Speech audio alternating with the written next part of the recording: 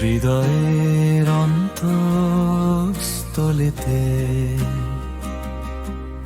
এক ভীষণ বেদনার চেতনা, আমি শিহরণ হয়েছি তোমার মায়ায়। মন ভেঙ্গেছে করেছি অটুট, হৃদয়ের অন্তঃস্থলেতে এক শীতল বেদনার গলিতে আমি শিহরণ তোমার প্রতি যে ভেবে যাই এক অদ্ভুত তোমায়।